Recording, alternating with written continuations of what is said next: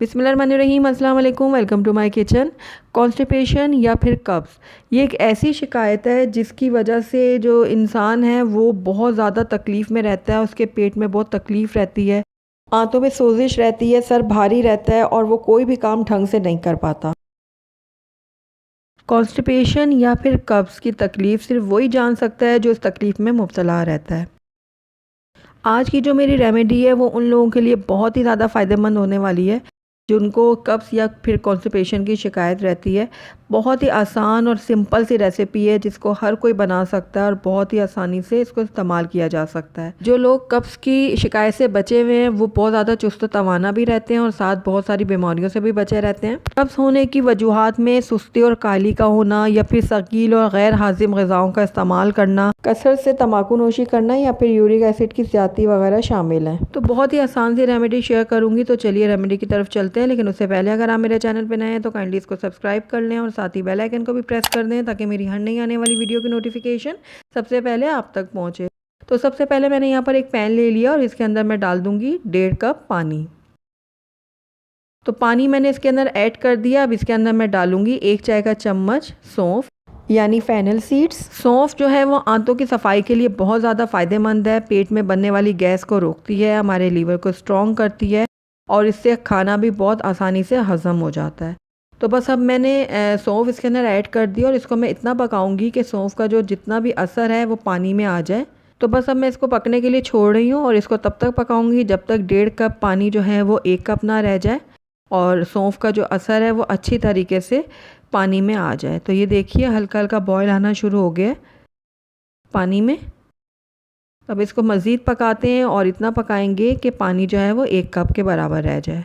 तो ये देखिए बहुत अच्छे से पानी में बॉयल आना शुरू हो गए हैं और सौंफ का जितना भी असर है वो सारा का सारा पानी में आ गया। ये देखिए, तो बस हमारा सौंफ वाला जो कैवा है वो बिल्कुल रेडी है। फ्लेम को मैं बंद कर देती हूँ और इसको मैं थोड़ा सा ठंडा होने दूँगी। उसके बाद हम इसको सर्विंग ग्लास में निकाल लेंगे। तो कैवा थोड़ा ठंडा हो गया, अब इसको मैं छान लूँगी। तो ये देखिए छन्नी की मदद से मैं कैवे को छान लूँगी।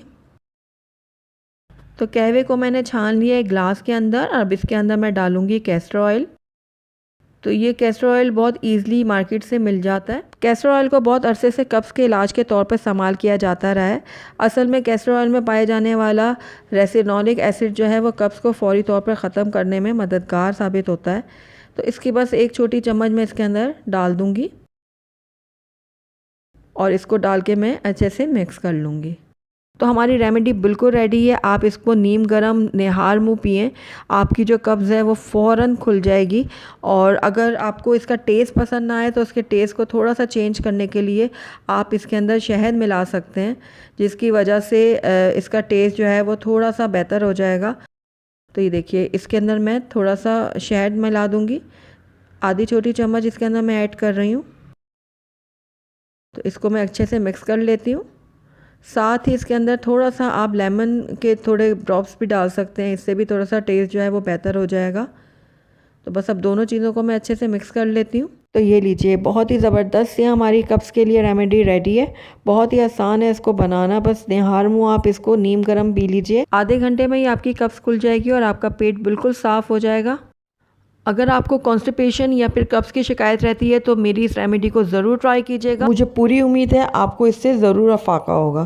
तो अगर आपको मेरी रेमेडी पसंद आई है तो इसको लाइक करें, अपने दोस्तों के साथ शेयर करें और अगर पहली दफ़ा मेरे चैनल पे आए हैं तो काइंडली इसको सब्सक्राइब भी कर लें और साथ ही बेल आइकन को भी प्रेस कर दें ताकि मेरी हर नई आने वाली वीडियो की नोटिफिकेशन सबसे पहले आप तक पहुँचे। और कमेंट करके मुझे ज़रूर बताइएगा कि आपको मेरी रेमेडी कैसी लगी और साथ ही मेरे फेसबुक और इंस्टाग्राम के पेज को लाइक करना मत भूलिएगा। Thank you for watching. अल्लाह हाफ़िज़।